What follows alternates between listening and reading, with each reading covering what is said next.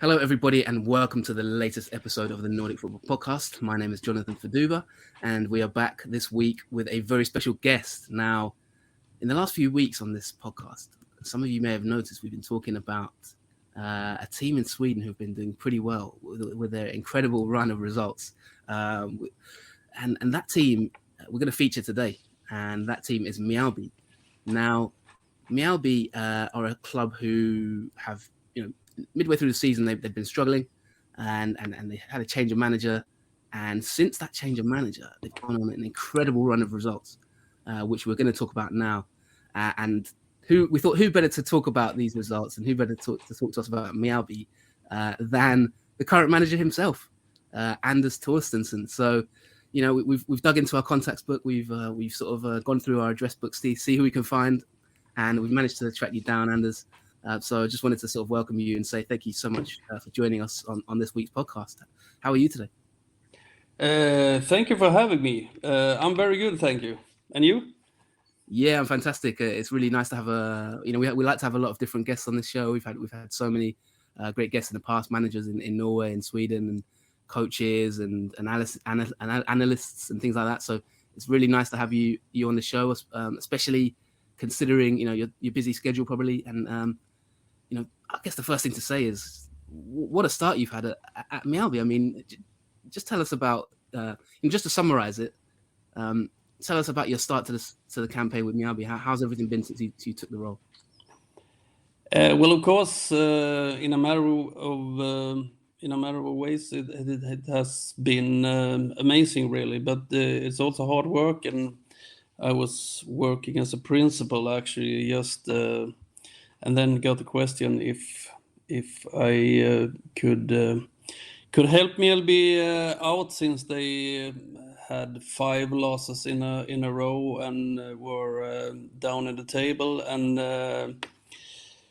I really don't know why, but I said yes, and we really had to address some things immediately and go back to basic, because we had a game in like 4 or 5 days after I started as a new coach, and we started by a draw game against Örebro away, which was a very crucial point for us, since we played with one man short during one hour, so it was a good result for us actually. And after that, we lost against Djurgården, and then we were starting taking points, and now it's like, I think I'm not the one keeping record of it, but I think we have 8 straight games now without conceding a goal, and of course by that we're taking points in every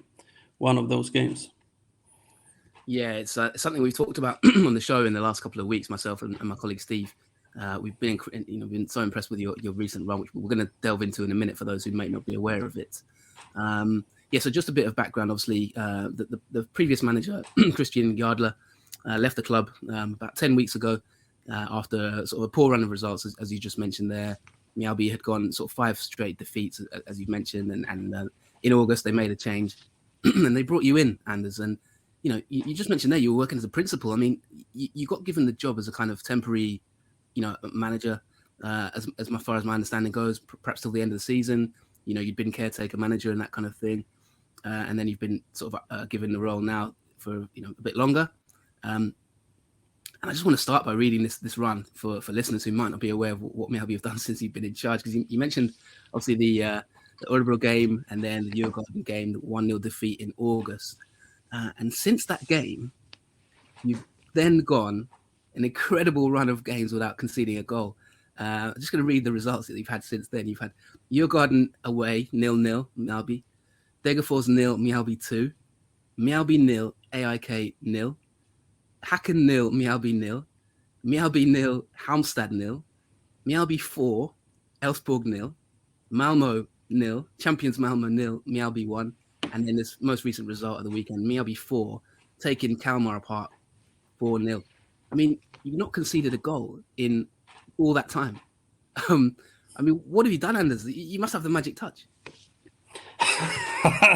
No, I think it's the opposite way. It's no magic about it. It's I want to emphasize that this is a coaching team effort as first thing to I want to mention, and then the players has reacted beautifully onto our ideas and our game plans and way to play. So it's really a team effort from all around and in the team who's doing a tremendous job.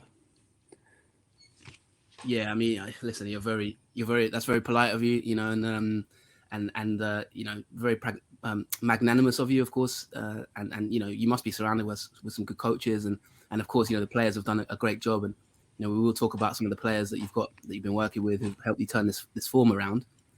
Tell me about, you know, the first game that you came in charge. You know, when you had to take over, what was the state of the team? You know, in terms of the mentality, it must have been after 5 straight defeats. The team was looking like maybe it was going to be in a battle to stay in the division. You know, maybe be in the relegation area. What was the first thing that you did when you took over? Like, just tell us about how you got the role, because you mentioned you were working as a principal. You know, what happened? Did you put your name forward? Did someone just say, "Listen, can you do this?" Like, what? How did you actually?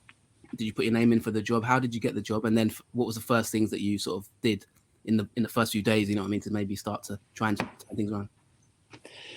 Well, as you mentioned, I've been in Mjällby before. I had seven years as assistant coach and 1 year as a manager before, and I've been in some other clubs after that. But then I had a break for like 3 years without football at all, and I think the reasons why they actually asked me is that they all know me. The other coaches who work with me today has worked with me before, and actually I'm a friend with the chairman in the club, and we are talking football once in a while. And this time he called me to talk about football, and ended up asking the questions if I was interested in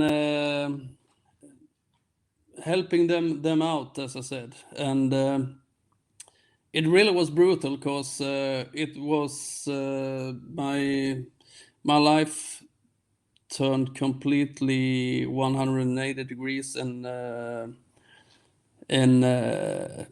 like 24 hours. And on a Wednesday, I was coaching a team in training, and we were coaching the team against a very crucial game against Örebro, as you said. And it was really to just put everything away, start with basics, and of course, it was turbulent in the group, a little bit lack of self-confidence since the team had 5 losses and so on. But I think we started out well, and as I said, the players really took themselves together and showed some great team spirit during the game. And I think that's a crucial part of our success, that the players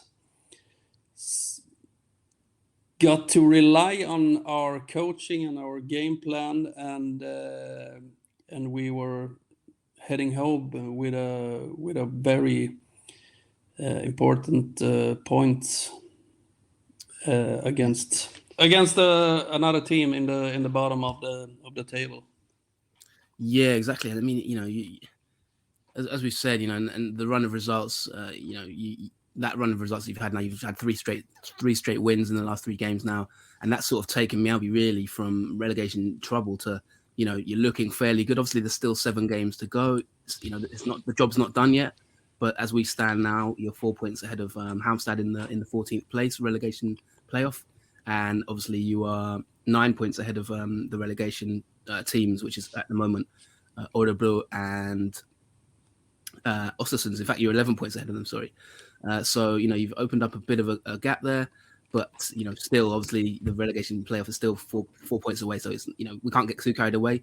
But as I've said, your goals against record now in the league is one of the best in the division. I mean, you're joint with Oyikor, who are third in the table, and they've got 19 goals conceded, and you've got 19 goals conceded.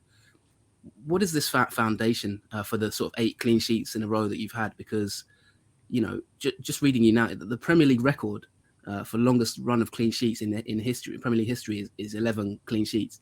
I mean, you're getting. I know it's the Swedish equivalent, but you're getting close to that kind of level.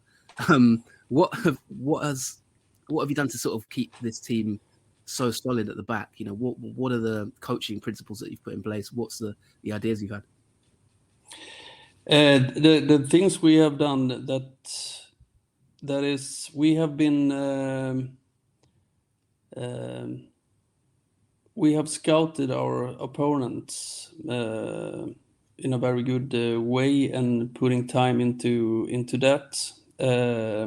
I got this question before, but I think, and the next question is, do you change your team or your style of play? No, not really, but we play like maybe 80% the same, and we may change 20% according to which opponent we meet and their strengths and weaknesses that we think they got, just to try to punish them and to try to really keep them away from us or lock them down. And that's what I'm talking about as a coaching team effort, because we're many doing that job. We really have we don't have a full-time analysts, so we're doing that job ourselves, but we're putting a pretty large amount of time into that. And then of course we're trying to create a game plan which we have to rely on. And the main thing, since we're doing good, the players really are with us in the game plan, and coaching is the next step, is to for the players to do the job out on the pitch and follow the game plan. And I think we've been good in pointing that out, that as the most important thing, taking the job, following the game plan. And the third thing I think that we changed, that we are trying to be very clear in which role every player has, both in the defending game but also in the attacking game. And we try to be very structured and just be clear with the roles, that what the players are gonna do and not gonna do on the pitch. And obviously the players are following it, and it works out fine. So, and the last part that it's also as important is, I think, is to analyze the game. Why did we win? Why did we not concede any goals? Why did we score? And just take things with us to improve or keep doing. Yeah, it's fascinating stuff. And, as you said, your approach in terms of opposition scouting, maybe tweaking one or two things based on your opponent, and just kind of having that solidity is very interesting. I mean, just looking at some of the, you mentioned you do analysis. I don't know if you're familiar with kind of expected goals. We have a partner, Y-Scout on the Nordic Football Podcast. Yeah, we're using Y-Scout, yeah. Yeah, and just looking at some of the XGs in the games you've played, Kalmar's XG, expected goals against you, was 0.38. I mean, you look at sort of when you beat Elfsborg, who, Elfsborg at the moment, we talked about them on the last show, they could maybe win the league. They could maybe win the gold. But you restricted them to 0.3 XG and beat them 4-0. I mean, some of these, stats, they really point out that you've done incredibly well and to restrict the teams. I mean, you've generally adopted a kind of a 5-3-2 or a 3-5-2 system since you've taken control. How have you been able to coach that back line to be so efficient? What has there been any tactical changes that you've made to the back line? And how did you get that back five to work so efficiently?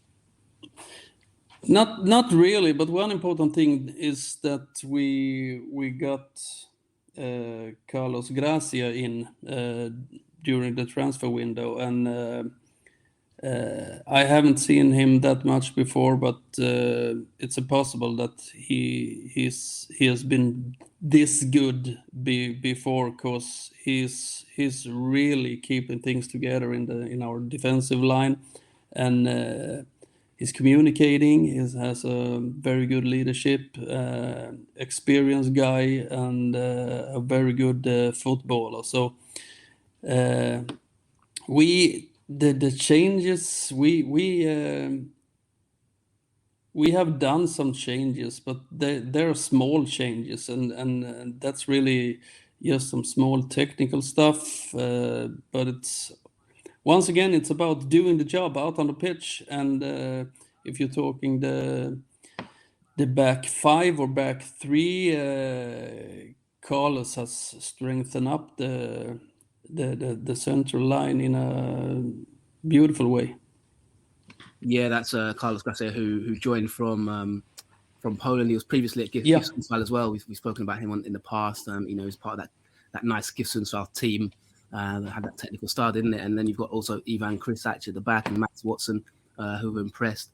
I wanted to ask you about Carl-Johan Eriksson, your goalkeeper, because he, in the next match, could potentially break the Allsvenskan record for minutes without conceding a goal.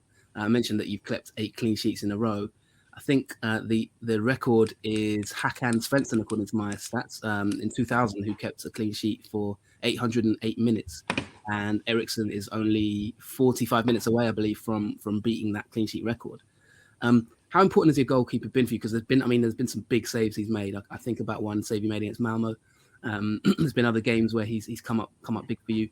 How important has he been at the back for you as part of that? And just maybe a word on that potential. I know it's maybe too early to talk about it because it's not happened yet, but how big has he been in sort of getting a long run of clean sheets for you? Before we get into that, I just want to very briefly mention that the things that you mentioned,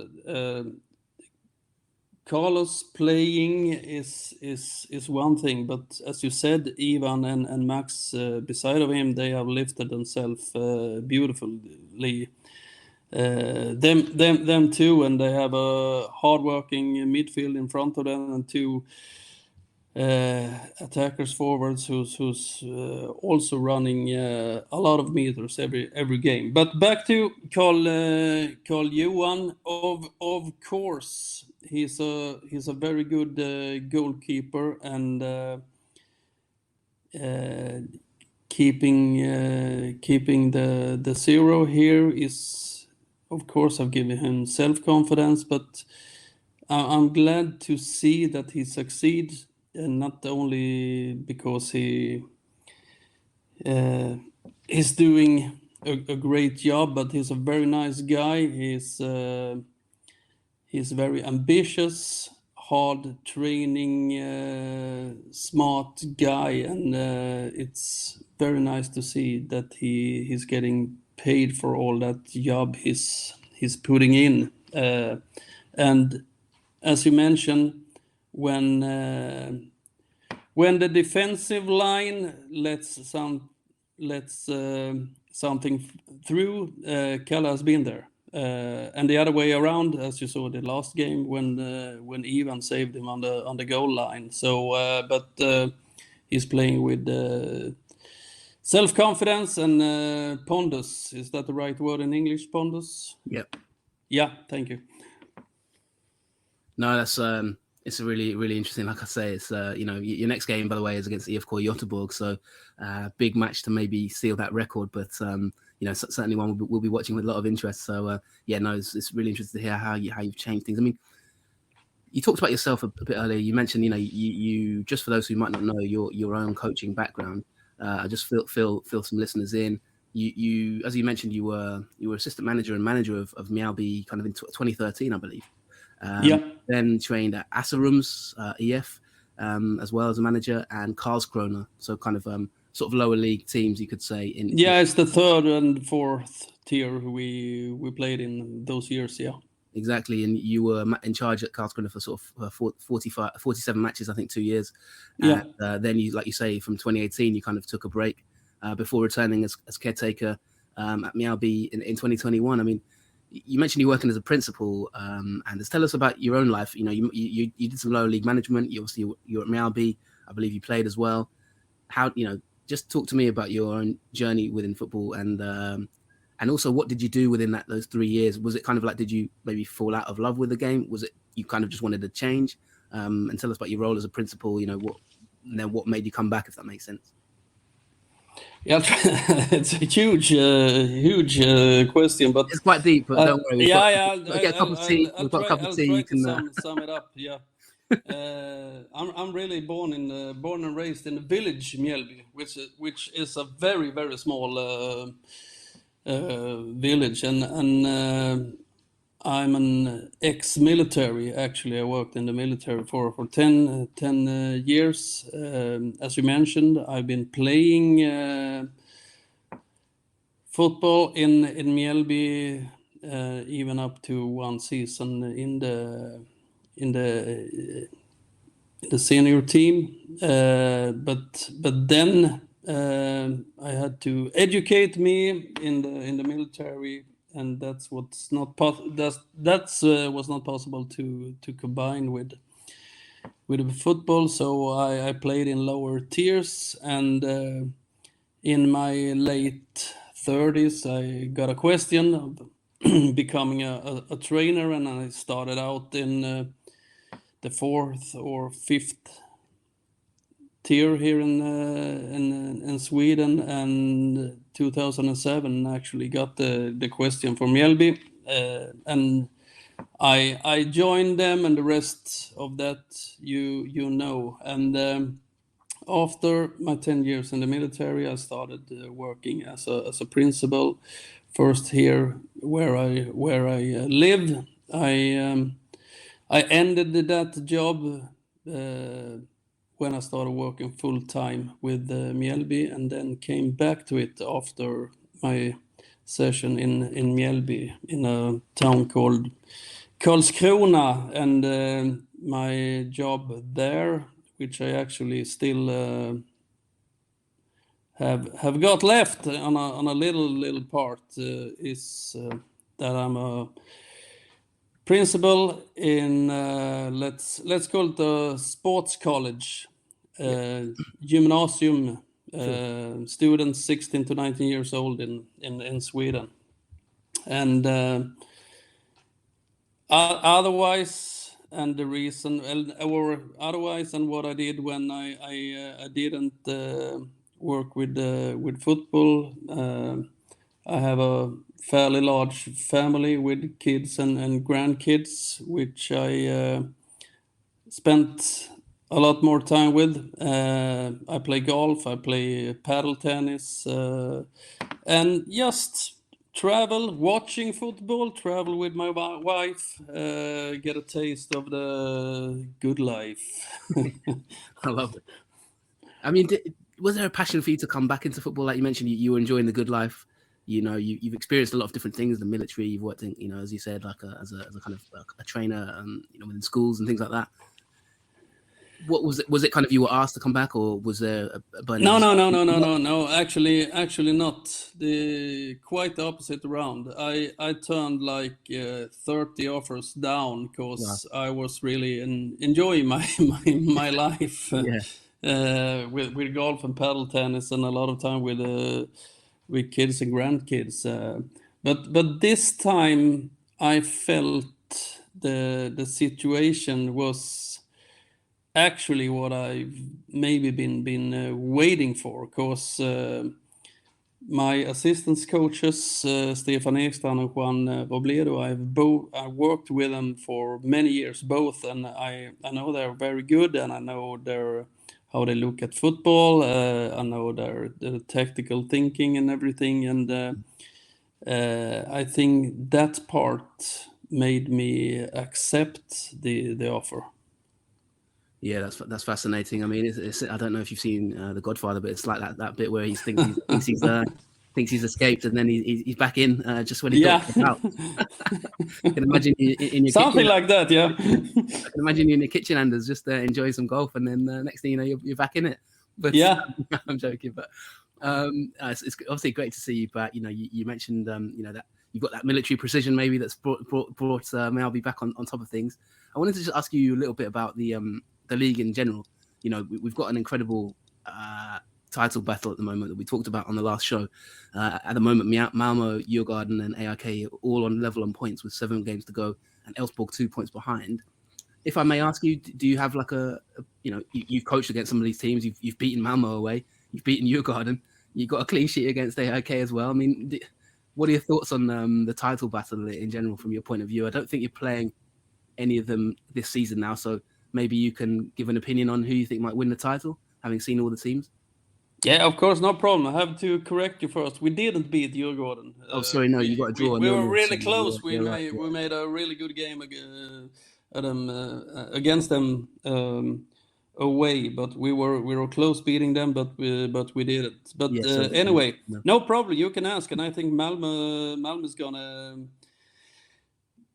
win it because. I think they learned their lesson. They're probably gonna get some of their injured players back, and they have the best squad to end the season with. Wow, fascinating. Yeah, I mean, I've tipped them as well personally on the show a couple of times. Steve always asks me every week who's going to win it, so it's keep trying to put me on the spot, to get me to get me in trouble with fans of different teams. But no, that's good to know that you also feel the same. And just in terms of coaching in Allsvenskan, I mean, I wanted to ask you a little bit about, it sounds like you're very passionate about football in general, and you were just waiting for the right role.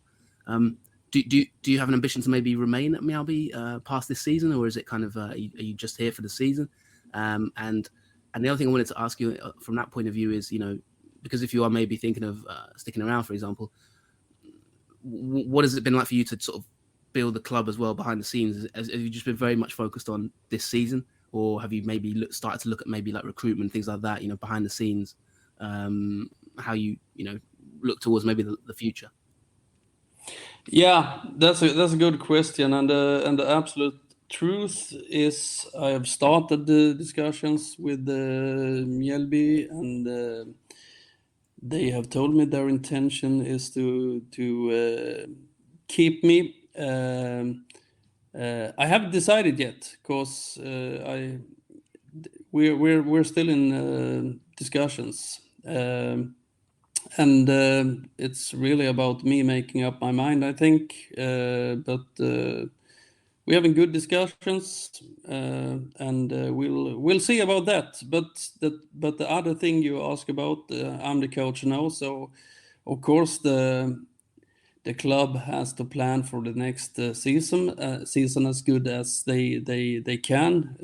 We're still not sure of playing in Allsvenskan 2022, but we have to prepare us for it. And since I'm the coach, they also have to plan ahead a little bit and discuss a little bit recruitments and other things with me.